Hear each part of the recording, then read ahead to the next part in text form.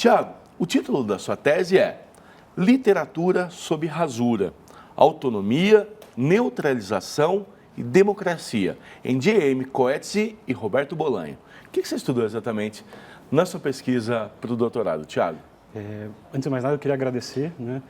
Estar num programa desse, que é um programa tão bacana. Eu estava assistindo os programas anteriores e é muito interessante ouvir esses sujeitos que acabaram de defender a tese, né? Tem uma espécie de engajamento com aquilo que estavam estudando. É bastante interessante ter esse espaço, né? E, bom, sobre a minha tese, como você falou, né, leu no título, né, eu estudo dois autores, né? Um é um sul-africano, né, o John Maxwell Coetzee, e um chileno, né, que é o Roberto Bolanho. São dois autores que, a princípio, são muito distintos, né, têm estilos muito diferentes, né, mas tem algo que os une, né?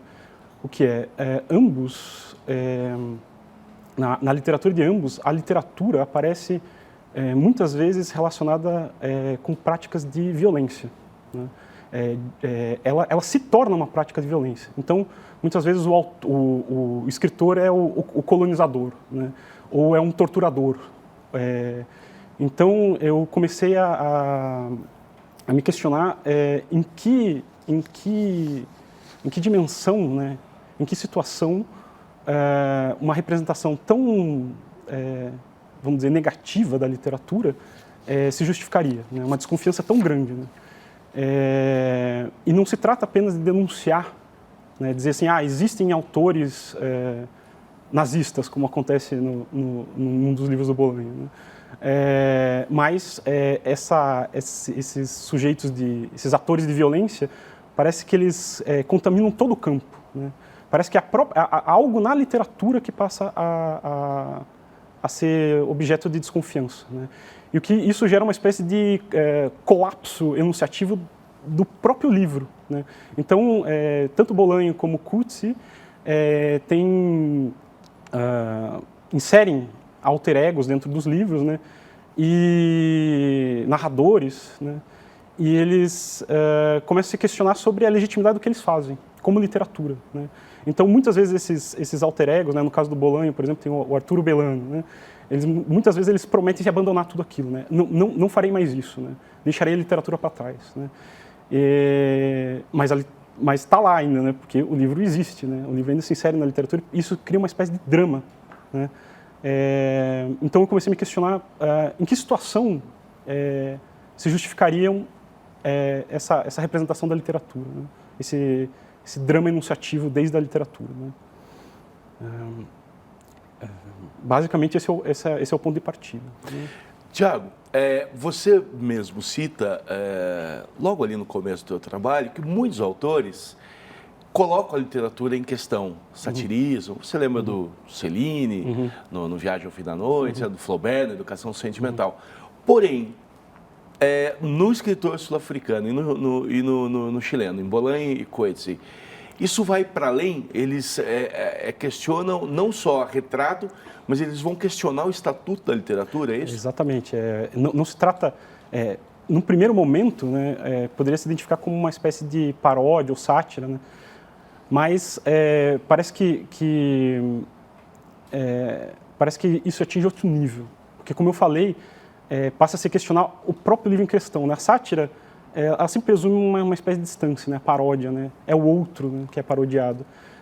E no caso, né, de fato, acaba tendo um questionamento que chega ao ponto de dizer talvez seja melhor abandonar isso, né? Por isso que o título da tese se chama Literatura sob rasura, né? O que significa essa sob rasura? É a ideia de que talvez haja necessidade de anular a literatura em alguns momentos, mas como não é possível esse outro espaço, talvez não esteja disponível, né, um espaço enunciativo outro, né, não esteja disponível, vamos dizer, dentro da cultura em que a literatura existe, então é necessário colocá-la sob rasura, né? Sob rasura é isso, né? Colocar rasurar o termo literatura, mas ele permanece ali, né? É mais ou menos isso que esses autores tentam fazer, tentam localizar situações em que a literatura pode ser injusta, né?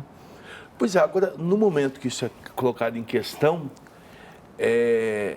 há o enfraquecimento da literatura ou ela pode ganhar uma força ainda maior? Eu diria que talvez vamos fazer o caminho contrário, né?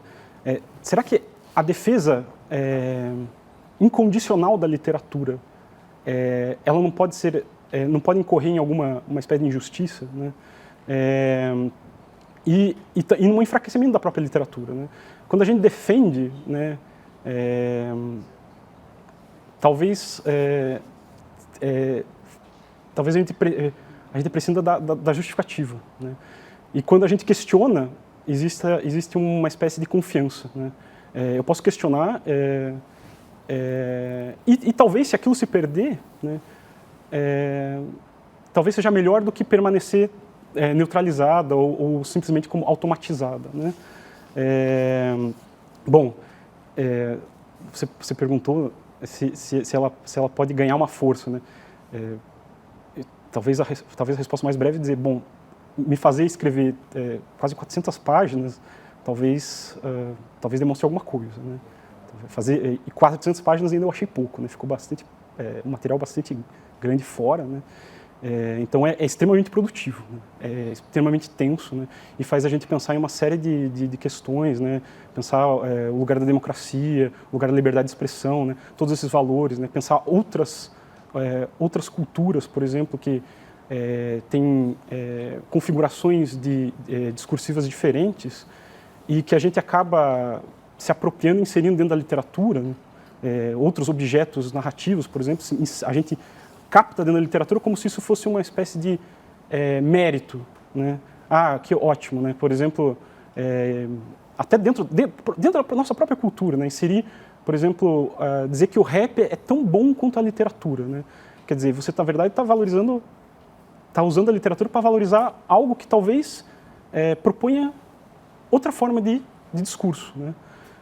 Ou inserir narrativas de culturas indígenas, por exemplo, que foi uma coisa que acontece muito na América Latina, por exemplo, ou em outras culturas periféricas, né? Pegar narrativas dos povos autóctones e transformar isso na literatura. Será que não tem algo ali que não existe uma espécie de violência ali, né? Tratar a literatura como um valor absoluto, né?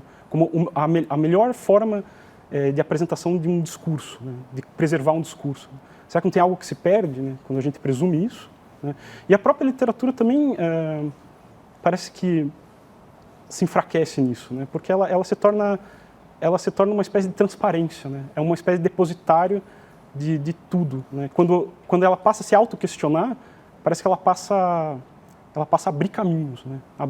Vislumbrar essas outras formas de narrativas, artes, discursos, culturas, né? Haveria um monte de termos que a gente poderia colocar ali, né? Tiago, eu quero falar sobre outros termos que estão logo no seu título. Você falou da literatura sob rasura, mas eu quero te perguntar algo antes, que você abre a sua tese dizendo daí ser impossível começar que não com uma pergunta sobre desafeto. Por quê, Tiago? Essa é uma pergunta...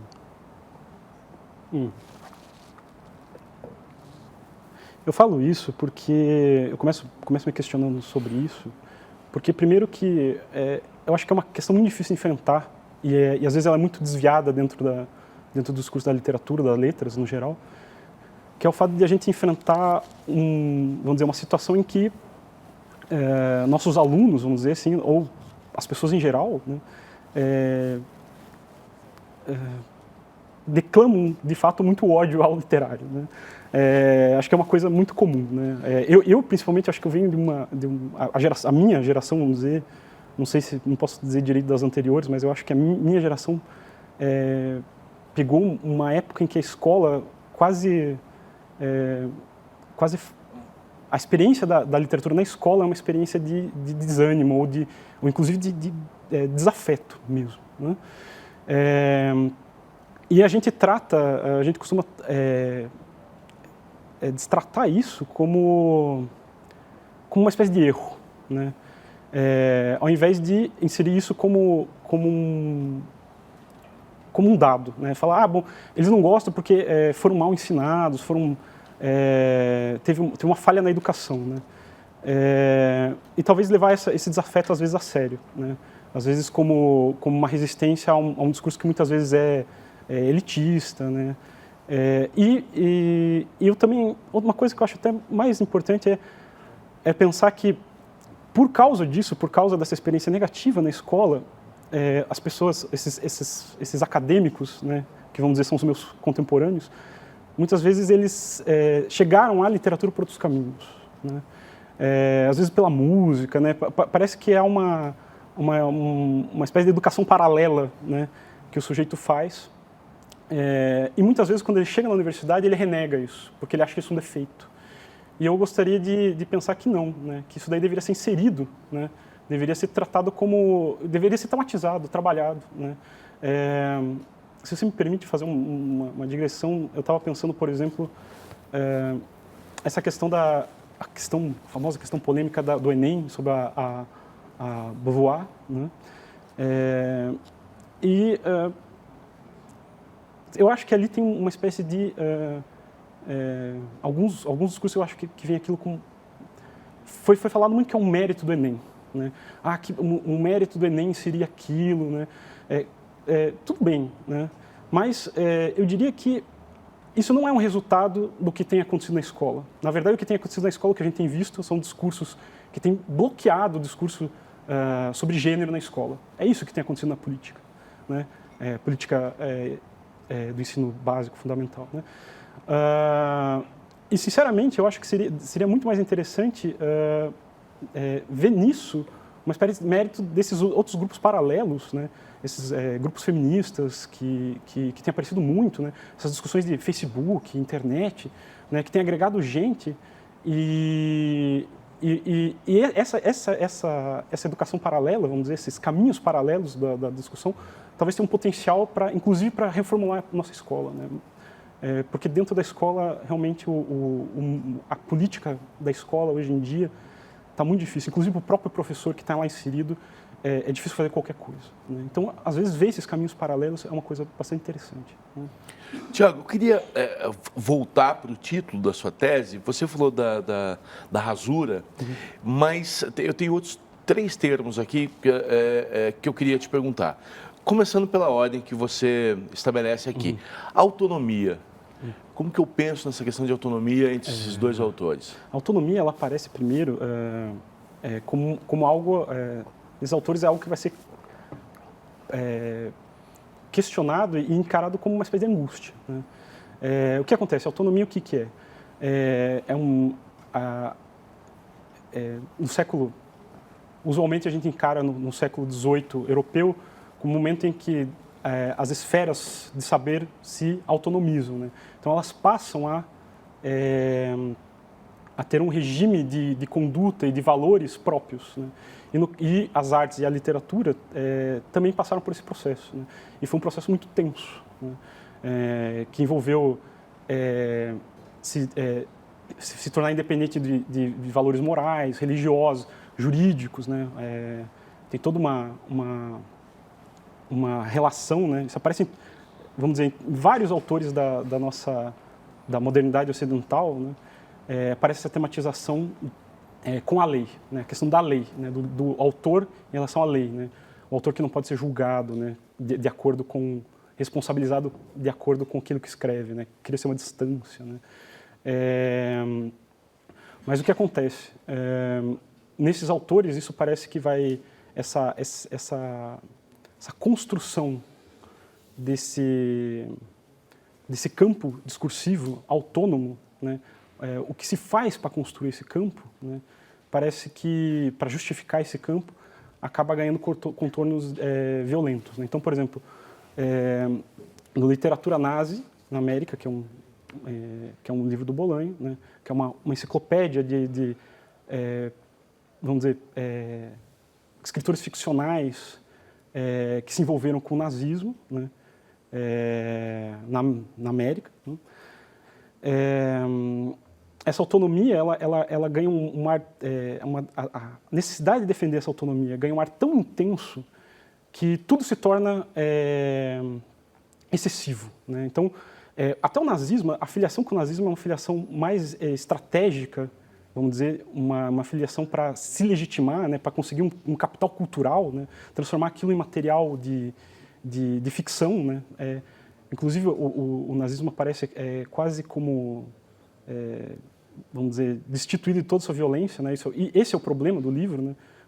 Até o último momento em que esse livro explode num testemunho, né, envolvendo um escritor um poeta, que ele trabalhava para Pinochet como torturador. E ele transformava esses atos de tortura, né, ele justificava esses atos de tortura como arte, né,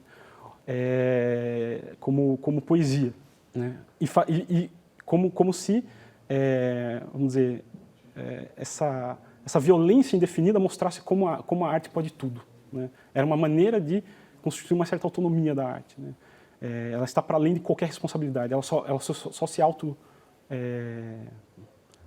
auto-justifica, né? E parece que a violência tem que sempre aumentar, porque esse campo, essa segurança, porque se quer uma liberdade discursiva, né? Essa coisa da liberdade que é uma liberdade de expressão, que é uma coisa que está muito vinculada à ideia de literatura, com garantias, né? Que é se garantir que se pode falar ali tudo, né? Mas essa garantia está sempre escapando. Então, para mantê-la, é preciso mais violência, né? Subir nos degraus da violência, né?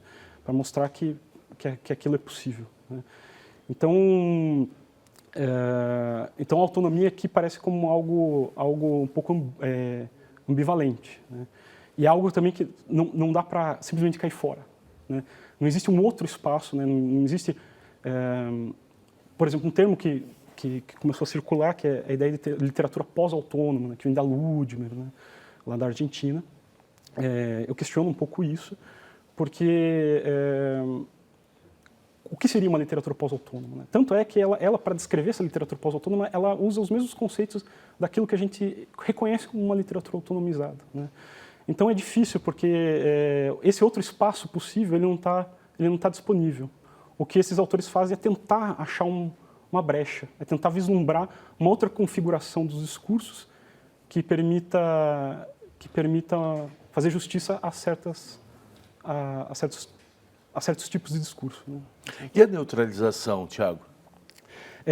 A neutralização é um conceito mais complicado, é um conceito que eu tento elaborar ao longo de toda a tese, né? Mas é simplesmente essa ideia de que de você se apropriar, um dos conceitos poderia ser se apropriar de algo, inserindo num determinado discurso, mas retirando dele toda a potência, né? Então, por exemplo, pensar na violência que está associada a isso, né? Por exemplo, como eu falei, até mencionei agora há pouco, esses autores eles são esses autores nazistas, né? Eles conseguem deslocar o nazismo e transformar ele em mero material estético, né? Eles neutralizam o nazismo, né? E aí que está a violência deles, né? Porque todos eles são, a não ser o Hoffman, que é o último, né? Todos eles são muito covardes, né? Outra definição possível, né? Porque vai mudando, né? Eu faço uma cronologia, né? Eu começo com livros que tratam dos períodos, digamos assim, propriamente autoritários, né? O colonialismo em Quds e a ditadura militar no Bolanho. Aí depois eu passo para um momento em que é o momento da transição dos regimes autoritários para a democracia, né? O apartheid e a própria ditadura militar na América Latina, quando eles passam para a democracia. E depois, dois livros que, vamos dizer, estão mais colados com a enunciação deles explicitamente dentro do período democrático, né? Então, essa neutralização ela vai se modificando, né, dentro desses períodos. Uma outra definição de neutralização poderia ser também bloquear a potência de atos realizando-os, né? Então, uma preocupação muito intensa que aparece nesses autores por exemplo, as comissões de verdade e justiça, né? Começa-se a questionar se realizá-las de uma determinada maneira, né, dizer que elas foram realizadas, não bloquear o fato delas de que a justiça seja realmente feita. Porque no momento que você realiza, você bloqueia, bom, aquilo já foi feito, né? E aí bloqueia a possibilidade mesmo de fazê-lo, né? Claro, fazê-la em determinados moldes, né? Fazê-la com concessões, né? Que foi o que muito aconteceu. Fazê-la tentando criar uma espécie de ambiente de harmonia final, né? Esses autores vão se posicionar diretamente contra isso, né? E, em seguida, no período democrático, né, pensar que a liberdade de expressão que supostamente nos é dada, ela descende disso, né? E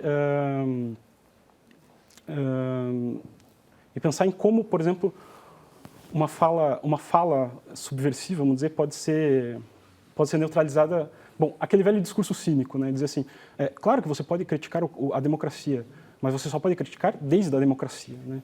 Então, toda fala que você enuncia, ela legitima o sistema que concede esse direito, né? Te dá por direito, né? Promete como direito, né? Previamente. Então, por isso que se torna tão complicada a posição do discurso desses autores, né? Porque, desde o início, né, existe uma espécie de relação entre lei e literatura que é uma da regra da permissão, né? Eu te dou esse espaço, mas em troca você deve me legitimar, né? Então eles tentam estabelecer um discurso tenso com a própria enunciabilidade, com a própria liberdade de discurso, né? Sem tornar isso um pretexto para, vamos dizer, um pretexto perverso, né? Dizer assim, é necessário limites, né? Porque de fato não é isso que está acontecendo, né? Mas necessário bloqueios, né? Ou que a literatura dependa de uma censura para poder existir, né? Porque isso daí também se tornaria uma espécie de jogo de sobreindignação, né? Tiago, você começou dizendo da distância, talvez, enfim, da dificuldade em pensar, talvez, paralelos entre os dois autores.